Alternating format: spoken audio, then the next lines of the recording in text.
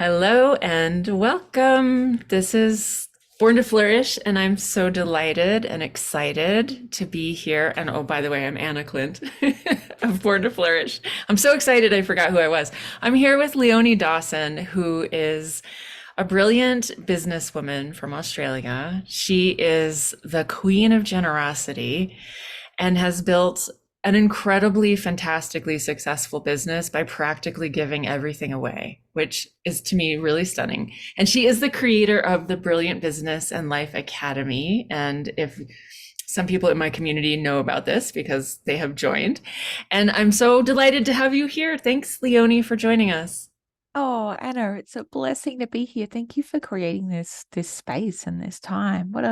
It's like a little soul retreat to come home to.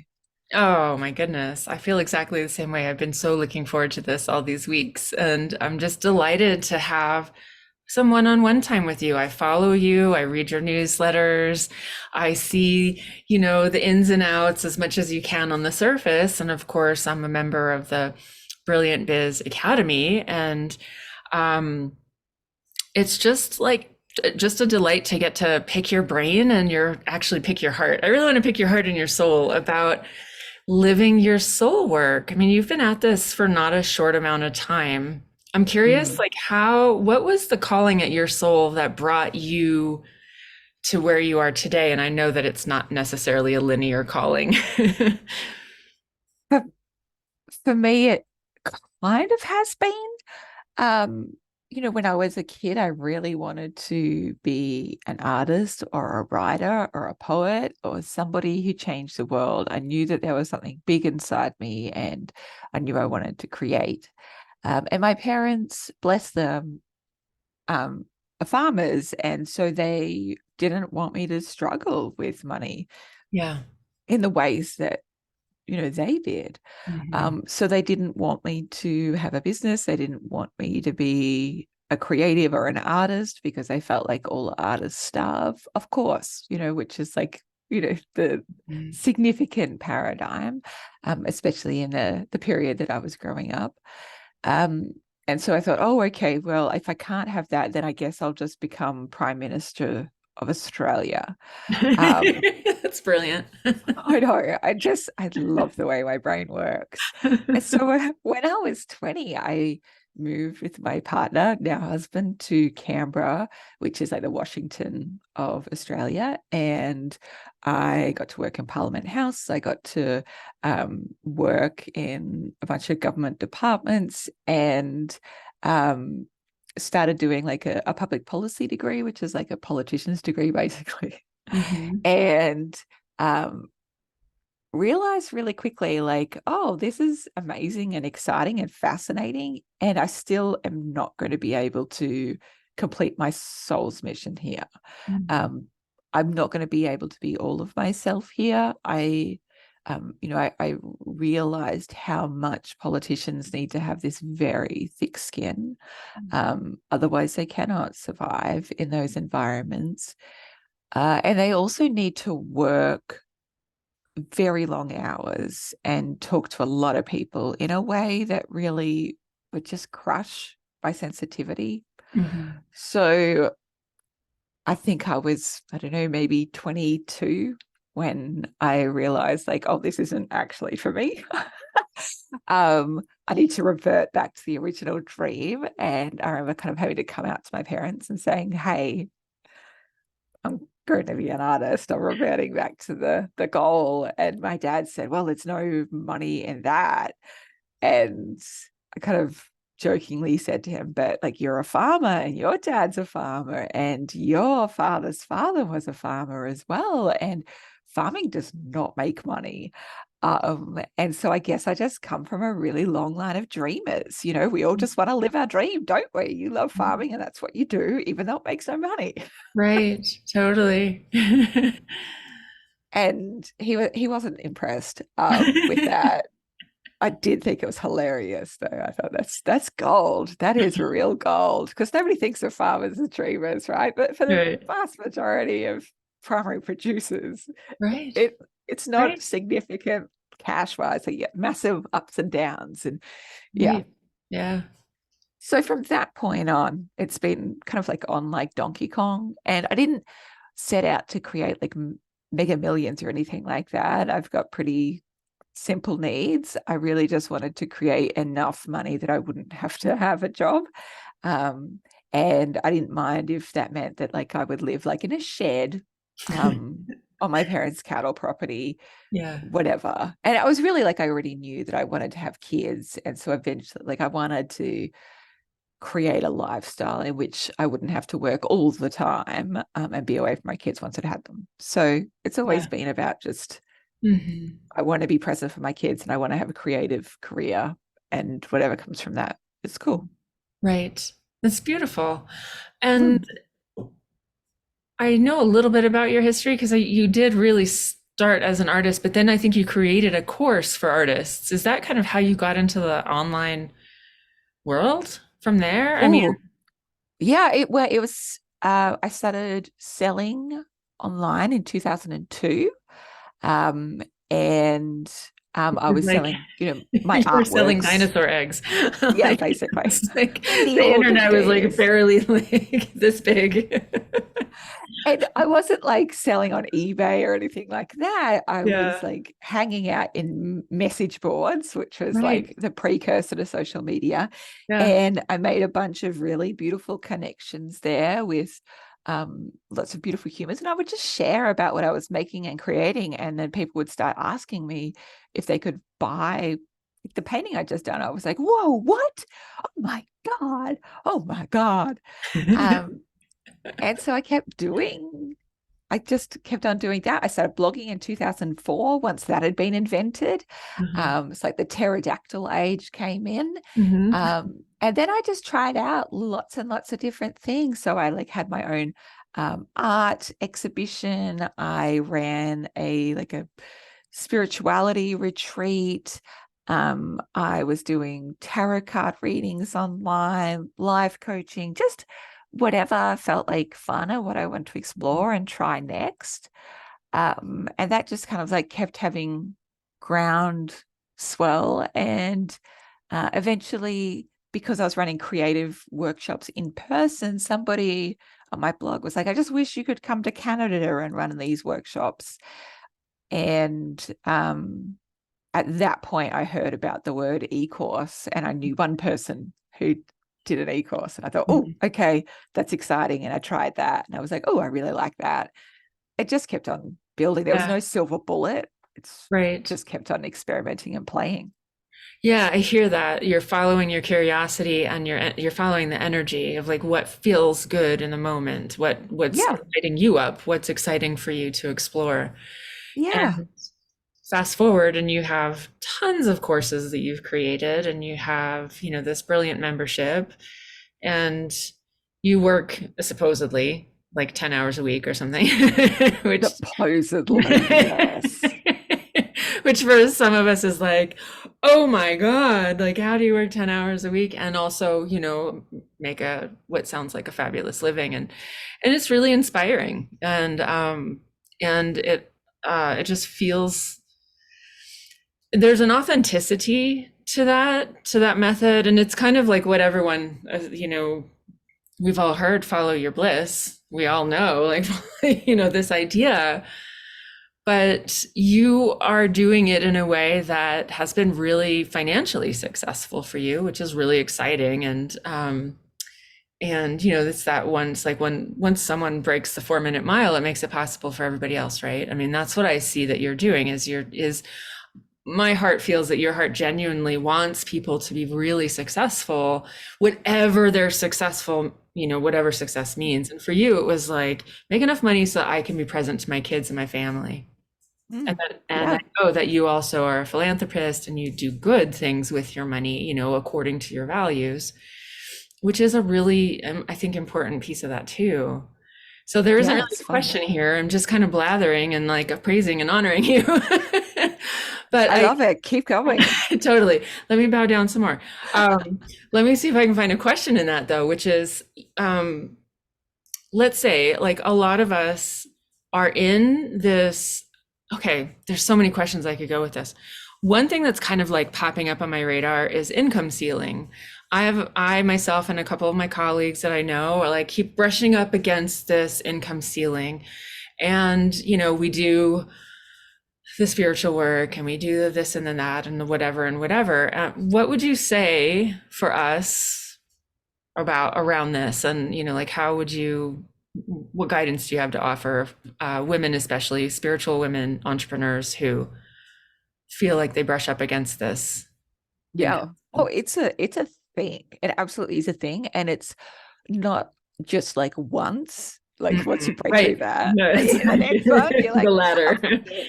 Why? Why? Right. Um, so and like I've been working through one at the moment. And it's fascinating because my business has been generating um on average $1 million a year since 2014. Mhm. There has been some years that have been much higher than that, like we went up to nearly $3 million a year at one point, which is really exciting, except I did that with a large team. So I had like 20, 25 staff. Right. And that just broke my heart having a large team. I don't enjoy that business Mhm. model whatsoever. Ever, Right. ever, ever, ever, ever. I don't like having to deal with, I don't like having to manage a lot of people, and I don't like having to deal with people drama, Mhm. um, which that can often become. So I kind of right-sized my business back to the point where I could run, just having one part-time assistant and run it at, around that 7 figures a year. And I've been really comfortable sitting at that. It's a very happy little thing. But now I have this call to expand and grow again and Mhm. grow my income. And so I want to grow my income, but do it in a way that, without the large team, because it's Right. not for me. Right. So I'm hitting up against this glass ceiling, even though I know I've broken through it before, but I broke through it with a method that I don't want to employ. Right. So I'd like to see how big I can grow my business with a micro team of very aligned humans. Uh, So that's the glass ceiling I'm working through at the moment. And there's, a variety of ways that I work through these glass ceilings. And I remember, like, I can remember the stages of all the different ones that I've been through.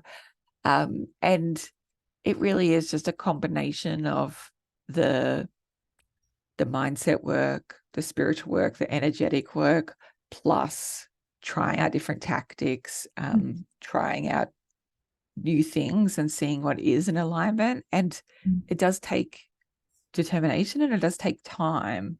But once you've broken through it, you're good Yeah. to go. You don't really need to do that work again for that amount. Right. So I'm in process at the moment. For me, like, I'm working with Kerry Rowett, who is a kinesiologist, and she's brilliant and beautiful. And one of the things that I've discovered is, I made a very firm commitment to myself back in like 2017 to right size my business, because it was, I didn't want the large team. And I also just noticed how much it was placing stress on me and my husband and my family and my relationship with my kids. And so there's a significant moment I remember looking at my youngest daughter and going, I choose her. I choose her, and I will create safety for our family.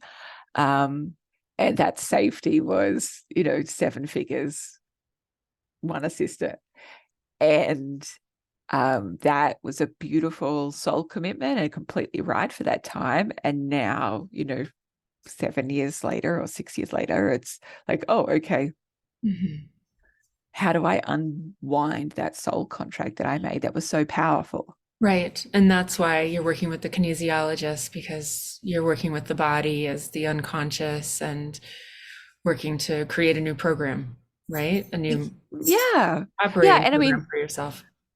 I don't know if kinesiology means the same thing as it does here in Australia. Like, it's a muscle testing thing, Mhm. and then Yeah. um they use a variety of techniques to Mhm. like clear a whole bunch of stuff. Yeah. And it can go back into past life stuff, and it's Yeah. fascinating. Yeah. Um, but yeah, I find it very helpful. And for me, um, and she sort of practices like positive psychology stuff. Right. For me, I found it more useful than something like cognitive behavioral therapy Yeah. because as an autistic person, I can fixate on Oh, things. sure, sure, sure, sure. Yeah. Yeah, no, energy work is so powerful at getting into those underlying contracts. It sounds like, in 2017, you've made it, you said, this is a soul contract. Mm. I'm doing it this way. And now your soul is saying, hey, let's write a new contract. And you're using the energy work to help you get there. That's really beautiful. Yeah. I'm curious. And Oh, go ahead. oh, No. I was just going to say, and I'm exploring like practical stuff to Yeah. do as well to see what pushes the needle, the both. Right, exactly. Right. Practical business tools, Yeah. Tactics, methodologies, strategies. strategies, Yeah. etc. Yeah. Which made me think of another question, and you don't need to like go into any specifics at all, but I'm curious, do you have a legit business coach that you work with? No. Yeah. Yeah, I don't. And I haven't for a really long time. Yeah. I've done like very small batches, like 3 months, I think twice in the last 10 years. And Yeah. for me, I've discovered it's just not how I work Mhm. and how my soul works. I definitely tend to be more of an autodidact. So I love to learn things on my own. I don't like to be told what to do. I like to Mhm. discover it and find it for myself and for it to be just a happy little adventure along the way. Right. I know that so many people have like it, find it hugely useful to do it. Um, and I don't. Yeah. Yeah. Totally random question. Mm. You send out in your newsletter like all of these really great everything is like drawn and it's rainbows and it's unicorns and glitter and it's fantastic. And I'm like, do you do all of this? All of the Yeah, drawing, I do. all of I it. do. I Yeah, I do. thought Yeah. so. But I was just like, how do you do that in 10 hours? Plus you write the content of the thing, Oh, plus you well, make the here's where courses. I know, I know. Well, like first I'm pretty quick, but I've been doing it for a long Yeah, time, so I'm I pretty know. quick. But then I also one thing that um we do like to try and insert as much personality into everything that I share with the world is I created a massive drawing library. Right. And it's just so much fun. And then we get to like, me or my right hand girl Zeta, we get to just collage them into place. Right. Yeah, exactly. So it's another element that has become systematized, but it's still really fun and creative. And it's just that you have this bank of images that you can pull from. And yeah, that's great. That's Yeah, so I mean, there's like so many times I can draw a unicorn, like it's gonna look the same every time anyway. So, totally and a lot for of the sure. stuff I do, I still like just create from hand anyway. Yeah. Um, because like why would I put myself out of the job that I love? Right. Right. Totally. Totally. Totally. So when it comes to, gosh, I want to talk to you about like following that inner impulse, that creative inner impulse that moves you forward. Can you talk more about that process, about trusting it, about honoring it? It hasn't occurred to me to not.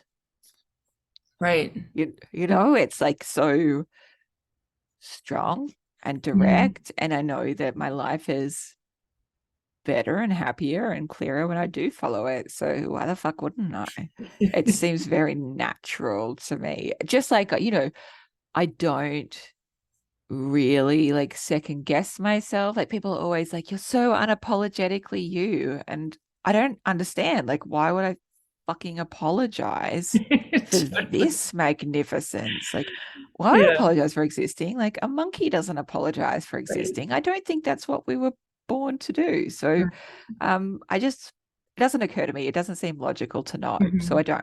don't. Totally. And so I wonder too, like some of that might be just the way that your particular mind works. I Mm. have conversations with some frequency with Susan Weed, who is a pretty Oh famous. my God. Oh my Yeah. God. Yes. I've been to one of her like workshops like Yeah, in no, so Australia. she's She's amazing.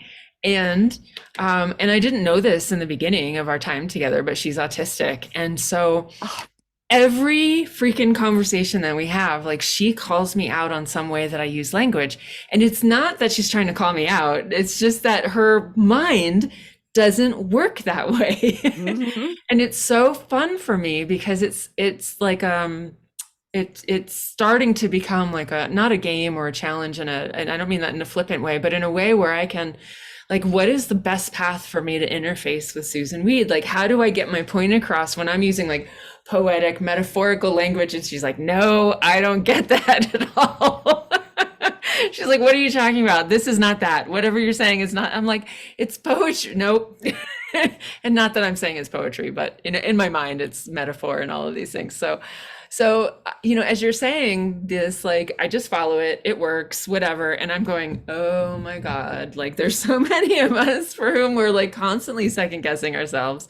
We're constantly like, pulled in this way or that way, or like the thing that we should do according to business, advice, the business sages, the spiritual wisdom teachers, the online business coaches, the whatever, whatever. But I look at you and I'm just like, Leonie just feels like doing something, so she does it. And granted, you do have a reach. So I don't want to, I'm not saying that you only are successful because you have a reach, but you have a reach, which makes it a little bit easier. You have a pool of people that are really into what you do, and you're so flippin' generous with what you do that of course you like people keep coming because they're like, what, I can get this unbelievable like package of courses for $99 a year. Like this is unbelievable. But what do you say to people when if they come to you or whatever and they're saying like, part of me wants to do this, part of me wants to do that, I don't know what I should do. Mm. Like I'm pragmatic. Hmm. And so it's like, okay, do you need money? If that is a significant factor right now, what's the thing that will bring you money as Yeah. soon as possible? What's the lowest hanging fruit? Just go do that because it's very exciting to not have to worry about feeding yourself or worrying about rent or things like that. Like, Yeah. when we look at Abraham Maslow's hierarchy of needs, we have to take care of the base level stuff before we can self-actualize and purpose and all that kind of shit. And if Hmm. that means also taking on a job while you build your business, that actually works really well as well. Like I am so thankful to the Australian government because I kept my job I started selling online in 2002 and I didn't leave until 2010, like Oh, eight wow. years. Yeah. Yeah. And I would just like reduce my hours down Right. as my business grew. And it was a great way to do that. I didn't have to like fret Hmm. about about like like taking care of my basic human needs. And then so like the pragmatic stuff is like, okay, what's the lowest hanging fruit? How can you turn up and serve and like make money now? Um, and if like money's not the biggest driving factor, it's like, okay, well, what's the project that's nearly done? What's the project that you really want out in the world? And I always get people to just write a big list of all the projects that they've and ideas they've got. Um, and then I tell people just to circle the one at the top and do that because the very fact that you've written it down first means that it's been top of mind for longer or just has priority. Just go do that because we can get so in our heads about what to do next Hmm. and convinced that we just need to choose the right one. And that's what will, make us or break us. And it's just not true. Yeah. What you need to do is just actually do the things and put it Yeah. out in the world and try it and see it and experiment and play. And you only learn by doing the thing and finishing the fucking thing and sharing it with the world. Right. Um, that's where the gold is and just Mhm. continuing to execute. Plus, I've discovered after, so many years of doing the creative work is that, when you like the idea of a project comes through, like it brings like this whole lot of energy with it. And then when like, between like the 20 to 90% stage, of like getting it complete. It's sort of like, Totally. The "Meh." energy just dies. You want to freaking die. And then by the end, it's like you're in childbirth to get this fucking thing out. It's just like such bullshit. You rage against the world. You're like, this is bullshit. I'm never doing this again. I hate everything. I hate all of it. Um, and it's like a woman going through transition. It really is. It's so funny.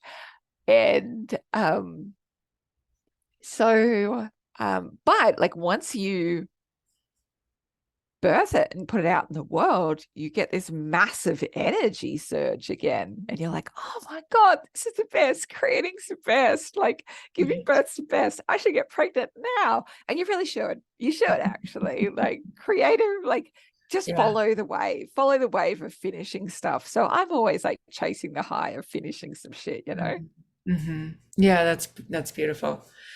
And you're also kind of hitting the nail on the head a bit about like how hard it is to finish stuff because there's the big spot in the middle, which is almost the entire journey where you're like, why did I say yes to this? Do Yeah. I really want to do this? It's never going to work. I'm never going to finish it. I'm exhausted. I'm Yeah. demoralized. It's going to fail, all of the things. And then, Yeah. yeah, but it's so true. Like, we really don't know until we do the thing and put it out there and see what happens. Hmm. You know, who responds? How do they respond? Yeah. And And then you also, refine.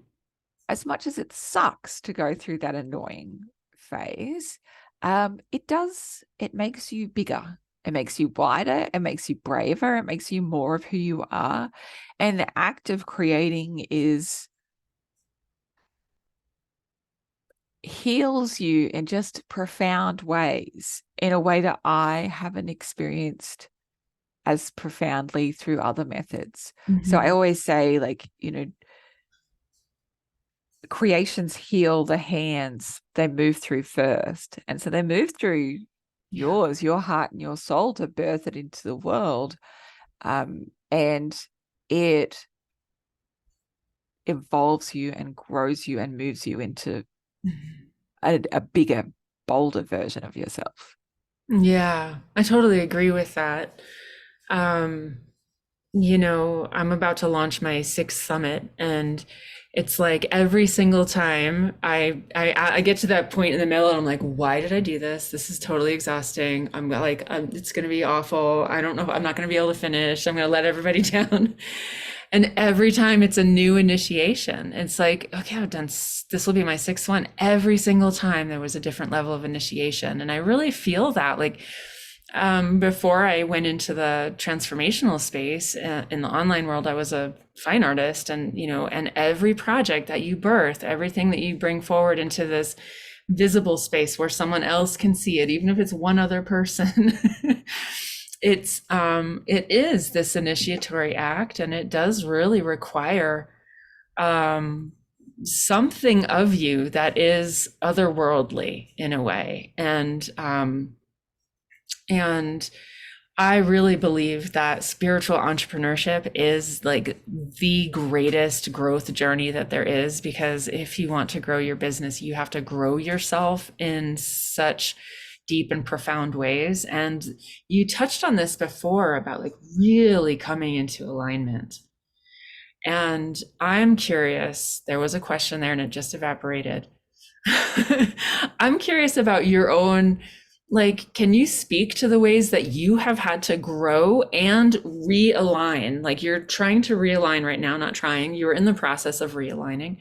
But over this 20-year journey that you've been on, of especially coming into the online space where visibility is a key part of that growth, is like being okay with being seen and being okay with making mistakes publicly. I mean, like, that's a real thing. Yeah. Firstly, I just wanted to touch on something a little bit. When you said about the spirit, like being spiritual entrepreneurship can be just a turbocharged personal development journey. Yes, big time. And I also think there's many pathways to God, and there's many pathways to developing that. And I say this because I think for many years used to say it's, it's the fastest way to develop. And I've said it publicly, and I kind of want to retract that declaration, because I think there's so many ways to experience that. Like, do I genuinely think I'm developing spiritually faster than somebody who's just been initiated into motherhood? No. Mm. Yeah. No, fuck no. Totally. Somebody who um is has just learned they have terminal cancer, or their beloved has terminal cancer. Yeah. No, like it's just such enormous things you go through. Any caretaking role, um, people discovering they need to leave, domestic violence situations. There's just so many Hmm. ways that the soul, like, it's such a profound initiations. So I really want to honor like every soul's journey to Yeah. experiencing that. And this is a pretty fucking sweet gig compared to some really tough shit, Yeah. you know. Big And time. I've gone Right. through some tough shit, but this is heaps easier. Yeah. Yeah, no, it's a great point. It's a great point. One of the differences, is that we don't get to choose if our partner or us get a Mm. terminal diagnosis. Hopefully, Yeah. we're choosing motherhood. Yeah. But yeah, so at least this is one that we're like, yes, I'm going to jump into, even though sometimes it seems You're like right. I didn't actually ever like, I just was doing healing and transformation work, and then all of a sudden it was like, bloop, you're online, and I was like, oh wait, I'm visible. Okay. It kind of unfolded that way, and it sounds Mm. like it kind of did for you too. You're like, yeah, I'm just gonna be chatting, showing some paintings in this little space here, and then all of a sudden, like, you're creating a course. Yeah, it's true. In Yeah. terms of the visibility thing, like, you you still actually get to choose to what level and Right. in which ways, and you don't have to do all the things that everybody's doing. I left social media for 2 years and didn't use it to promote my business at all. And I didn't need to come back. My business was still doing really well without it. Um, I came back because I felt creatively stifled by my own rule. And so I was like, okay, I need to experiment and play again and see if there's a way for me to come I'm back. I'm laughing because that's when you made the cave woman video, Yes. like you picking your nose. Yes. That's why I came back on social media, so I could do that kind of disgusting shit. Right. Thank you for Totally. recognizing that, because it's actually one of the most favorite things I've ever created. Which also, I just love that you don't take yourself too freaking seriously. Like, this is just like you are just having your hummingbird butterfly experience going through life and really following those impulses. And some of those impulses are downright hilarious and have Oh, nothing to do with online spiritual entrepreneurship and big transformation and all of those things. It's like, no, actually, that is the transformation, having fun. it's true. I was just at a big conference that I was speaking at, and it was like awards night, and I won a bunch of awards. Like, I got 4 of these babies. It was very exciting, but I did not take the opportunity to spruik my business at all. So every time I'd get up to do an acceptance speech, I just made the worst. Like, I just treated it like a comedy routine, and so I told everyone, like, I am not the greatest at elevator pitches. And when you ask me what I do, I will tell you I am the leading distributor of wide girth dildos in Australia. That's right. That was one of your prizes for like your affiliate program for Uh-huh. Uh-huh. And was to get a crystal dildo. I didn't win it, everyone. I'm sorry to say, but I'll try again somebody, next year. somebody at the conference won it, which was hysterical. And she got up. She's like, "It's true. Leonie sent me a crystal dildo." And I was like, anything that's just, I will do anything just for a cack for myself. Like, I don't care if Yeah. anyone else laughs. I'm laughing. That's the most important thing. Well, you were not the only one laughing. It's so fun, honestly. So, like, for me, like, my experience with visibility has like changed over time. Like I used to share like my kids and my husband Right. with pictures and stories. Mhm. Now that doesn't feel good to me, so I don't. Sure. Um, and um, you also get to choose, well, like what modality is the best way for you to share your work. And so some people, they don't want to share their face online, and that's fine. You can write, you can create podcasts, whatever medium works for you, do that and do that wholeheartedly. You don't need to be the fucking jackass whisperer of every communication medium out there, Totally. just choose what's Yeah, good for you and exactly. Right. yeah, nail Yeah, that. for sure. 100%. 100%. That's another theme that's coming through in this time with you is this idea about just really giving yourself permission to just do you, be you, Yeah. and follow that spark of energy and, your own creative impulse that is only within you. It might look similar in someone else, but it isn't. It's just yours. Yeah. Yeah.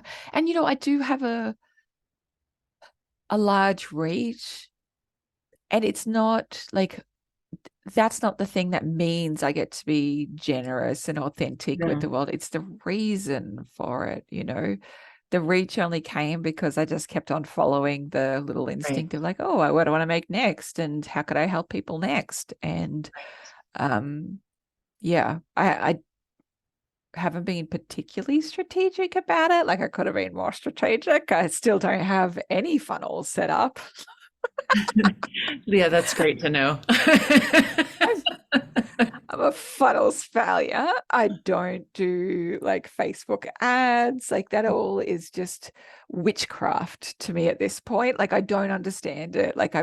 Okay, there's Right. still so many things that I don't do in my business. And some of it I might explore, and some of it I've also just like opted out of. I was on a podcast and somebody asked me, oh, what are your open rates for your emails, your conversion rates? And I was like, I don't Don't know. know. It's not something that excites me. So I just opted out of that Yeah. experience. And she was like, what do you mean you opted out? I'm like, I don't look. I don't care. I don't record it. It's just not a interesting Mhm. or helpful narrative for Mhm. me. Right. Right. And that's the huge takeaway is, I mean, I could probably spend like another half an hour asking you all of those business things. Well, do you do this? Nope. Do you do that? Yes. Do you do this? But it really, really comes down to like you are working in integrity and in alignment, and you're following your creative impulses, which we could say come from God, spirit, source, soul, higher self, like all of that. And and you just throw it out there and you test it and you refine and you keep going and Yeah. you just keep going. But generosity really is a huge piece of the message that I get from your messaging is this idea of like, and it's so inspiring to me, like how much more can I give without that overgiving kind of codependency sort of feeling, like how much can I give literally selflessly from the heart. And it's really that puts you into such a beautiful it's like I just read something from Michael Beckwith that was like when you see your work as work, then you're showing up with this work mindset, but when you do everything from this place of service, you actually put the universe in debt to you when you give more from your heart. And I really feel like you are a walking, talking example of that. And that your financial success, you have a 7-figure business with just a small, staff. And I know what you're offering. I see it. And they're not high ticket offers. You're offering a lot of things at really affordable price points. And it's like you're just giving and giving and giving and you just keep giving. I mean, right now in the academy, you just keep like creating new resources that didn't even exist. Yeah. Because It's true.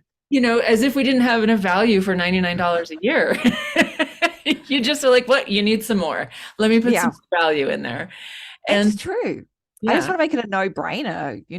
And yeah, for me, it's about, I don't know, I don't think it's selfless. I think it's self-full, Mhm. really. Like it's just I have really good boundaries around what I will and will not do. Mhm. I am not somebody who's going to be like in the forum messaging every single person back and writing really long, detailed responses to everyone because that will fucking break me.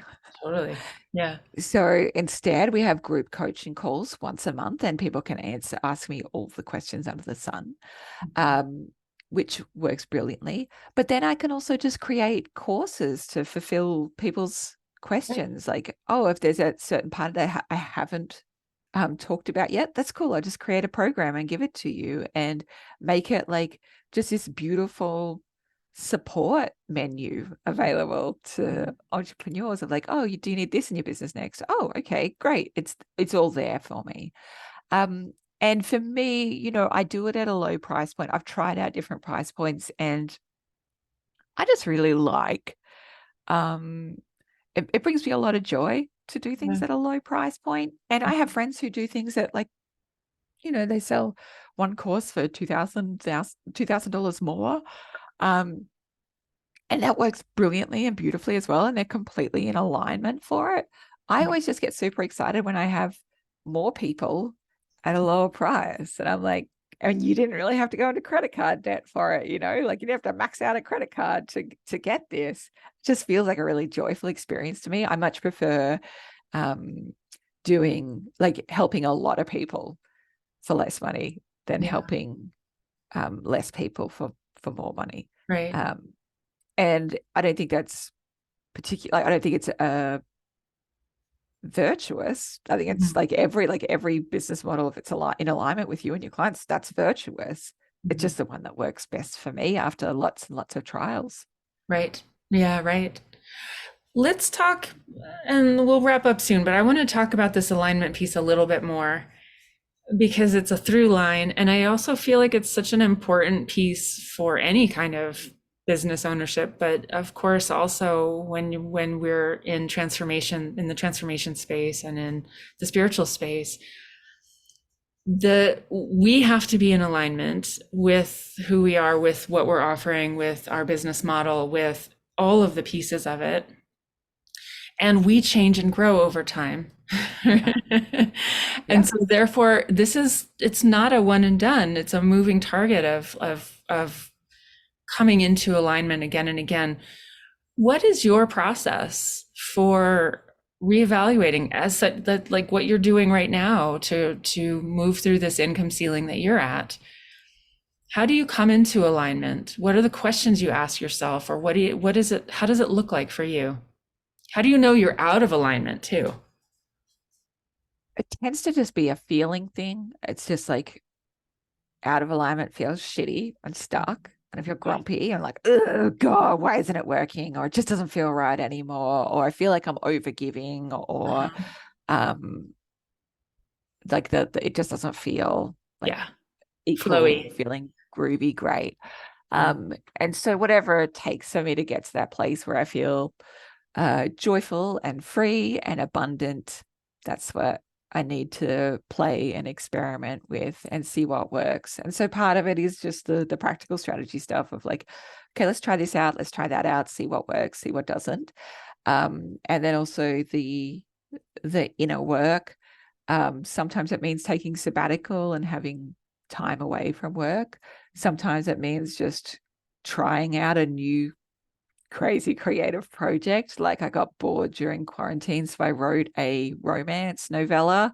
Um, and that was so much fun. It was just the best gift I could give myself. And um, it wasn't like a huge like commercial success at all, but a creative and spiritual one, yes, big Mhm. time. Mhm. And I also just love getting messages from people saying they just had an excellent boink because they'd read the book and gotten spoiled to have an excellent boink. I like, oh, it just fills me up. I'm like a little sex fairy. It's just so, what a blessing.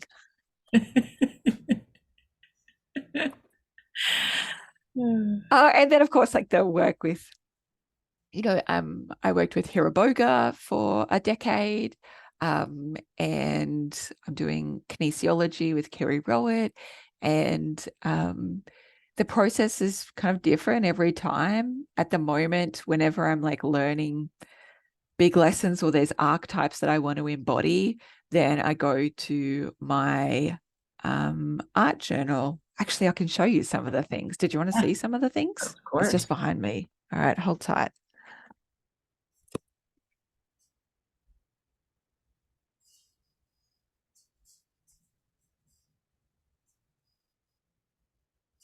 I love my art journal. This is like a room of one's own. It really is. I'll just have mine blurring off just to make sure it doesn't. Okay, thank you. Um, so whenever I'm like just not knowing what the answer is, usually I find it in my art journal, and it's Mhm. just through a whole range of mediums. But for example, like somebody sent me a really beautiful message that just felt like a message from God. And so that goes into my art journal and gets honored and Great. revered in the way that it should. Um, I like will write myself like little soul letters from God to remind myself who I am and what I'm doing here on my trusty old typewriter that's 50 years old. And like when I'm working with new energies, um, like I was looking through a book about Zen Buddhism, and this just resonated so much with me. Yeah, I love it. So That's great. I keep those kinds of reminders in. Um, if I've got a Reiki healings that have been done, they go into my journal, they get revered, they get honored, and I just try and work with the energy for as long as possible. And then there was a point that I was working with a bunch of archetypes as well. And so, I really wanted to sit with the Mhm. energy of the Empress. And so I would do paintings of her. It's beautiful. I wanted to learn about growth mindset and fixed Uh-huh. mindsets. Uh-huh. So I would paint up everything that I can do to like really be mindful in that experience. I do it. I did like these collages about like Denise Duffield Thomas talks about soulful money archetypes. And so I would do these collages on a bunch of different archetypes that I want to invoke more into my life. So that's like my learning ground and my meditation and the place for me to sit with energy. Oh, and my favorite one is the last one that I did was I'm sitting with the energy of the Fool tarot card at the moment. That's great. I love it. Thank you so much. That feels like such a gift to get to see inside your mind and heart and your curiosity. And I love it. It's fantastic. Oh, thank you. I feel very grateful to those art journals. When I was 16, I told my parents that I wanted to send myself to boarding school to finish high school. And, just the typical thing, I'm going to send myself to boarding school. And I'm very grateful my parents moved heaven and earth to make it happen. And it was not easy for them financially because, farmers. Terrible joke.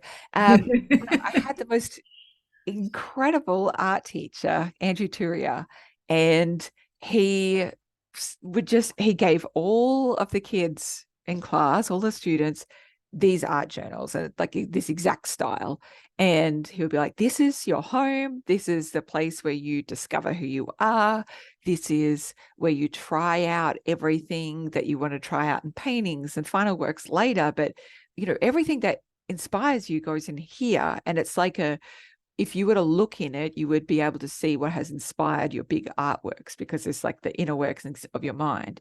And I was so obsessed with that concept. I was like, yes, forevermore, I shall. And I was in a big dormitory of like 20 girls, and I would work in my art journal, and people would see me working on it. They're like, oh my God, that's beautiful. I'm like, did you want to have a look? Did you want to read through? Because I'm just not a very private person. And they were like, oh my God, yes. So I'd send my art journal around the dorms. And it would inspire other people to create their own art journals. And then sometimes I got to read theirs.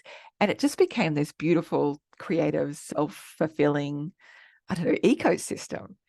And when I came across blogging, it was like, oh my God, this is like I can send my art journal around the world, not just the dormitory. I can share it with the world. Um, and so that's kind of what my blog and my business has been about. Like all the things that I'm obsessed with and inspired by and have learned gets to be shared with the world. But I still have my room of one's own that I've been doing for 22 years now. Mhm. It's wonderful. Yeah, I'm very, very lucky. Yeah, yeah. Well, I feel really lucky to have had this time with you today, and I'm grateful for it. I hope that this is just the beginning of more connection that we can share. And I just am, I open all of your emails because I always want to see what sparkly thing, or is there going to be a dildo at the bottom? You I never need to know. know. But I just want to thank you for one, of course, your openness, but two, you're, giving yourself permission to be a way shower for so many other people to give themselves permission. And I think that for me is one of the big takeaways. And I'm really grateful to that because I really feel we're in a time when people are really stepping into their soul gifts and they've not perhaps done it before. And the world really needs it. The world needs all of us to step into our soul power, to really live that, creative, juicy, expansive, expressive life. And I just appreciate that you're out there doing it in such a brilliant way. So thank you so much, Leonie, for being here with us today. Oh, bless you, Anna. It's a joy to be here. And I just want to also thank like all of the lighthouses and wayfinders that was just so huge for me, Andrew Turia, my art guide and my art teacher. And um, I think the author Sark, who wrote Succulent Wild Woman and so many other wonderful books, was definitely another one of those just like absolute lighthouses. And I looked at her and I thought, oh my gosh, yes, whatever. Yes, I'm in. Yeah. So it's Yeah. such a blessing to be able to continue that process and join that lineage of lighthouses. Yeah. Well, I'm cheering you on and I can't wait to see what happens next. I'll be following along and just again grateful to you. Have a beautiful day. It's quite early where Oh, you are, thank so you. have a beautiful rest of your day. Oh, you too. I know. What a blessing to connect. Thank you. You're so welcome. Thank you. Bye bye.